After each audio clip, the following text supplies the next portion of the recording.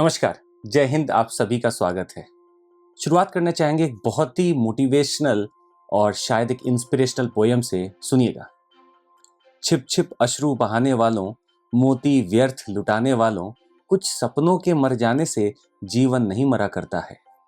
सपना क्या है? नयन सेज पर सोया हुआ आंख का पानी, और टूटना है उसका ज्यों जागे कच्ची नींद जवानी। गीली उम्र बनाने वालों, डूबे बिना नहाने वालों, कुछ पानी के बह जाने से सावन नहीं मरा करता है। माला बिखर गई तो क्या है, खुद ही हल हो गई समस्या। आंसू गर नीलाम हुए तो पूरी हो गई तपस्या। रूठे दिवस मनाने वालों, पटी कमीज सिलाने वालों, कुछ दीपों के बुझ जाने से आंगन नहीं मरा करता है। आप सभी का स्वागत है इस सेशन में। खबर काफी परेशान कर देने वाली थी। लगभग इसी साल देखा जाए अप्रैल के महीने में there were 2 aspirants who committed suicide. और रीजन जान के आप भी हैरान हो जाएंगे। एक ने तो ये समझा कि उसके हाथ में कहीं टैटू है और उसे आईपीएस नहीं मिल सकता, तो उसने अपनी जान दे दी। एक को एग्जामिनेशन सेंटर पे जाने से, चूंकि उसको लेट हो चुका था, मना कर दिया गया, तो उसने जान दे दी। और ऐसे तमाम केसेस है जो हम लोग साल दर साल सुनते आते हैं। एनसीआरबी की एक रिपोर्ट है जिसके हिसाब से लगभग 2,500 पीपल या 2,500 aspirant suicide every year due to failure in examination. आप ये समझ सकते हैं कितना बड़ा नंबर है। 2014 से 20 के बीच में लगभग 12,582 छात्रों ने, एस्पिरेंट्स ने अपनी जान ले ली, सिर्फ इसलिए कि एग्जामिनेशन का बहुत स्ट्रेस था उनके ऊपर। और कई बार राज्यों में भी देखा जाए तो विभिन्नता दिखती है। महाराष्ट्र टॉप 5 स्टेट्स में आता था, दिल्ली उस 5वें या 5 टॉप में आता था जहां पे छात्रों ने, एस्पिरेंट्स ने अपनी जान ली। और ये सब कंपटीशन जहां भी अच्छा खासा हो वहां पे ज्यादा इसको देखने को मिला है। अब चूंकि ये बात हो ही रही है तो सबसे पहला सवाल तो ये है कि आपने आखिर इसको चुना क्यों? अगर आप में सामर्थ्य अपनी अगली सांस लेने में नहीं है तो आप यूपीएससी का बेहतर है तैयारी ना करें, क्योंकि गलत नोशन से अगर तैयारी चालू हो रही है तो इसका अंजाम बहुत अच्छा नहीं होगा। Now let's come to the positive part that I want to talk about. Exam भी होने वाला है और हम चाहते हैं एग्जाम होता रहे, क्योंकि UPSC and exam is not life, it's a part of life. और हर पार्ट ऑफ लाइफ को आप उसी जज्बे और उसी ईमानदारी के साथ जिए तो अच्छा लगता है।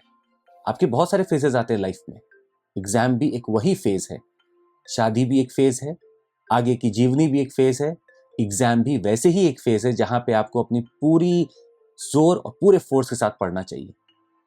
परंतु कुछ लोग इसी को अपनी लाइफ समझ बैठते हैं और एक बहुत छोटा सा वो बिंदु पे अपने आप को केंद्रित कर लेते हैं, जबकि लाइफ का एक बहुत बड़ा सर्कल है जो शायद हमें बहुत चीजें सिखाता है। एक बात और आपसे कहना चाहेंगे कि आखिर इसके पीछे रीजंस क्या है। एनसीआरबी और बाकी की रिपोर्ट जब हमने ढूंढी तो हमें कुछ पता चला कि there are many things that might be responsible for this. इसका पहला ये भी कहना है कि शायद काउंसलिंग की कमी रहती है और लोगों को यही लगता है कि यूपीएससी अगर मेरा नहीं होता है तो मेरे पास अब कुछ भी नहीं बचा है। They are not aware of the alternatives. तो इस अवेयरनेस के अभाव में शायद उनको एक बहुत ही डिप्रेशन स्टेट में वो आने लगते हैं। हालांकि बिल्कुल ऐसा नहीं है। आपको पता होना चाहिए कि there are multitude of things. If you are prepared for UPSC, आपने तो लाइफ प्रिपेयर कर ली। If you have just given 1 year, a dedicated year for this UPSC preparation, your life is a beautiful one. Wherever you are going to do beautiful things in your life, that is for sure. बशर्ते आपने ईमानदारी से पढ़ा था। दूसरी एक problem देखी जाती है वो है मॉनेटरी इशू। चूंकि इतना पैसा लग जाता है, अगर आप दिल्ली में रह के तैयारी करें या कहीं पर रह के तैयारी करें तो अच्छा खासा पैसा भी लग जाता है। अब या तो मैं इस कंसर्न में रहूं कि मेरा ये पैसा लगते जा रहा है और मैं कैसे रिकवर करूं, मैं सिर्फ इस सदमे में जीते रहूं, या फिर मैं इसी भय में जीता रहूं, तो मैं तैयारी नहीं कर पा रहा हूं। आपको कोशिश करना है एक्सपेंसेस जितना आप कम रखें उतना बेहतर है।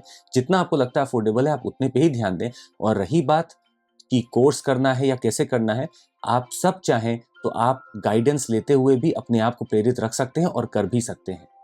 इसके लिए आपको वाकई में अपने ऊपर विश्वास रखना होगा और जेन्युइनली पढ़ाई करनी होगी।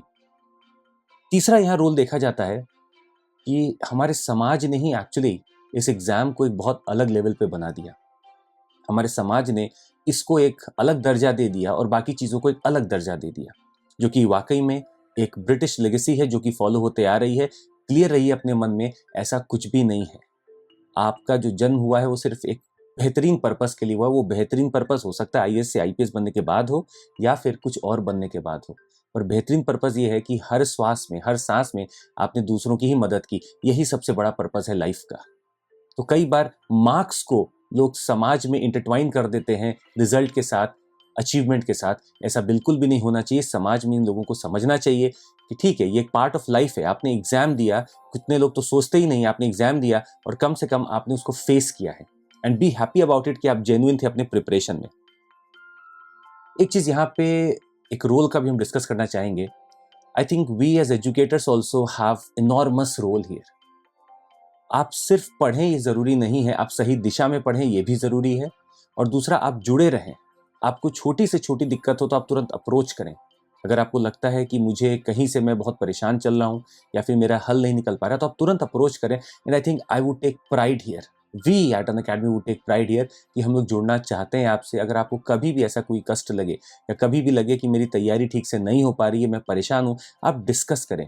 शेयर करने से भी बहुत चीज़ों का सोल्यूशन मिल जाता है और वो सॉल्व हो जाती है। थोड़ा सा हम आपको बताना चाहेंगे कि हम मोटिवेशन क्यों आपको एक देना चाह रहे हैं आज। कुछ ही दिन बाकी हैं प्रीलिम्स के लिए, और हम ये चाहते हैं कि इस टेंडेंसी को, जो दिमाग में डिप्रेशन वाली बैठती है, उसको तुरंत दूर कर दें। इसका रीज़न क्या है? इस एग्ज़ाम को चुना किसने है? आपने। और चूंकि आपने चुना है, अब आपका दायित्व तो बस एक है, वो है एक्शन का। कहा जाता है सर्वे कर्मवशा वयम। आप कर्म के ही अधीन है और कर्म पे ही आपका जोर चलता है। आपका जोर कहीं और नहीं चलने वाला। तो कोशिश करिए उस जोर पे ही ध्यान दें, ना कि किसी और के जोर पे कि यूपीएससी क्या करेगा उस पर ध्यान ना दें। और यहाँ पे एक रोल आती है तड़प की। तड़प होनी चाहिए आपको कि मुझे आईएएस या आईपीएस बनना है। तड़प होनी चाहिए कि मुझे ये करके रहना है। अगर ये तड़प है तो आप बेहतरीन रूप से एक अच्छे मुकाम पे पहुंचेंगे ही पहुंचेंगे। हालांकि हम आपको फिर से बोल दें कि जरूरी नहीं कि आपकी तड़प ही आपको हमेशा पार कराएगी, जरूरी नहीं है, क्योंकि इतना बड़ा एग्जामिनेशन, इतना ज्यादा कंपटीशन है कि आप में तड़प होने के बावजूद भी हो सकता है आप एक नंबर से रुक जाएं। पर इससे कहीं भी आपको हताश नहीं होना, परेशान नहीं होना है। और इसको कैसे आप करें, इससे कैसे डील करें? You will have to have a strong will power. मन के हारे हार है, मन के जीते जीत। अगर आपके यहाँ से स्ट्रांग हैं आप कि कोई बात नहीं, इस बार नहीं हुआ, मैं अगली बार लड़ूंगा और अगली बार बहुत आगे जाऊंगा, तब आप शायद बहुत आगे वाकई में जाएंगे।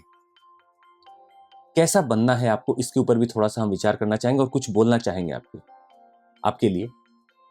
मोमबत्ती को आप सभी देखे होंगे और कोशिश करिए उस मोमबत्ती की तरह बने, जो खुद जल के पिघलती तो है, तपती तो है, पर उजाला वो अपने आसपास करती है।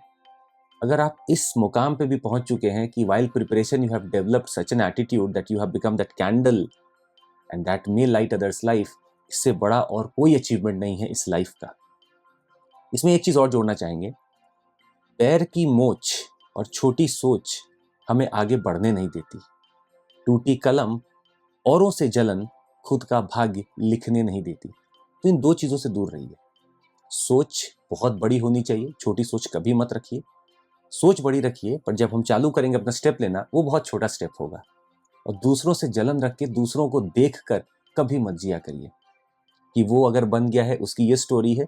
जरूरी नहीं हर की स्टोरी एक हो, आपकी खुद की अपनी स्टोरी है, और जरूरी नहीं हर स्टोरी वैलिड हो।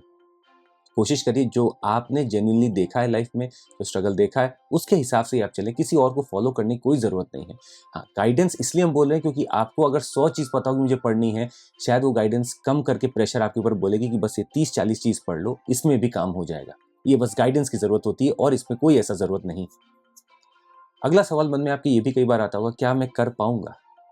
इसका जवाब बड़ा सिंपल हम देना चाहेंगे कि आपको अगर लगता है कि मेरे में टैलेंट नहीं है, हो सकता है टैलेंट की कमी हो सकती है, हम में, आप में टैलेंट की कमी होगी, पर हार ना मानने का जो स्किल है आपके अंदर, वो सबके पास नहीं होता। और अगर हार ना मानने का भी स्किल है तो टैलेंट फीका लगने लगेगा। हार ना मानने की जो शैली है वो आपको बहुत आगे ले जाएगी। तो कोशिश करिए उस चीज पे ध्यान दीजिए जो आपको फोकस कराने में, आगे ले जाने में मदद करती है। और वैसे भी अगर आपको लगता है कि मेरा एक अटेम्प्ट में नहीं हुआ, तो आपको एक बहुत बेहतरीन लाइन पता होगी कि असफलता एक चुनौती है, इसे स्वीकार करो। क्या कमी रह गई देखो और सुधार करो। असफलता का मतलब ये नहीं कि आपका हुआ नहीं। असफलता का मतलब है you have got various options now, you have got all together a different dimension of life. आपको एक सुधार का मौका मिलता है, आप सीखें और सुधारें। और अगर लगता है आपको कि नहीं, मुझे मौका नहीं मिला है, मेरे अटेम्प्ट्स भी खत्म हो गए, कोई बात नहीं। You have got multitude of things in this life. Just be aware you are much better than the people who might not have prepared for a single year. You are much ahead than them. You have a different attitude towards life and you are going to rock it. And इसके लिए हम बहुत simple सा आपको देंगे। जो लोग भी इस बार यूपीएससी प्रीलिम्स देना चाह रहे हैं या देने जाएंगे, आपके लिए एक बहुत छोटी सी हम बात करना चाहेंगे। Challenge UPSC every day. वो चैलेंज करेगा आपको एक दिन, आप उसको डेली चैलेंज करिए। और उसके लिए कुछ हम बोलना भी चाहेंगे कि अगर ऐसा ख्याल है आपके मन में कि बहुत से आए बहुत से गए, ना जाने कितने लोगों ने तुझसे युद्ध लड़ा, ए यूपीएससी जरा संभल कर, अब की बार तेरा पाला मुझसे पड़ा। अगर डेली आप उसको चैलेंज भी करें, और चैलेंज करने का ये मतलब नहीं है कि बस आप चैलेंज करके सो जाएं। चैलेंज करके you will have to act upon, you will have to focus. अपना एक स्ट्रैटेजी बनाना होगा। उस स्ट्रैटेजी में आपको प्रीलिम्स मेंस इंटरव्यू के लिए चीज़ें तैयार करनी पड़ेंगी। एक फोकस्ड गोल, एक फोकस्ड स्ट्रैटेजी और मिनिमलिस्ट बुक्स अप्रोच अगर आप फॉलो करें तो बेहतरीन तरीके से होगा। और इस बार का प्रीलिम्स तो अब आ ही चुका है। इन जितने दिन ये बाकी हैं, सिर्फ रिवीजन करिएगा और कुछ मत करिए। कुछ जो चीज़ें आपने अपनी स्ट्रैटेजी के दौरान छोड़ी होंगी कि अंतिम के समय पढ़ना है, जैसे कल्चर और हिस्ट्री बहुत लोग पढ़ते हैं, उस पर ध्यान दीजिए। और विश्वास मानिए, आपका विल पावर है जो एग्जाम्स को निकालने में मदद करता है। आपने लर्निंग काफ़ी कर ली है, और उस दिन जब एग्जाम हो तो बस एक ही प्रार्थना, एक ही विश हो मन में कि मैंने जितना पढ़ा है बस उतने पे मेरा कमांड हो। जितना मैंने ईमानदारी से किया है उतना मुझे वहाँ पे, जो भी आपके पास आसपास शक्ति हो वो आपको मदद करे उसको करने में, बस इतना ही हमें प्रे करना है। और आपने अगर ईमानदारी से की है तैयारी तो ज़रूर आप बहुत आगे होंगे रेस में। 1% आपको कहीं भी घबराहट हो, नर्वसनेस हो, तुरंत याद करिएगा, हम लोगों ने हमेशा इस चीज़ को चुना है ताकि हम दूसरों को नर्वसनेस से बचा सकें, दूसरों की ज़िंदगी की लाइट बन सकें। हमें हक नहीं कि हम ज़रा सा भी इससे पीछे हटें। बहुत बहुत धन्यवाद इसको सुनने के लिए, और पॉडकास्ट के लिए जुड़े रहिएगा। This is Chandramouli signing off for the day. Thank you so much, take care, Jai Hind, bye bye.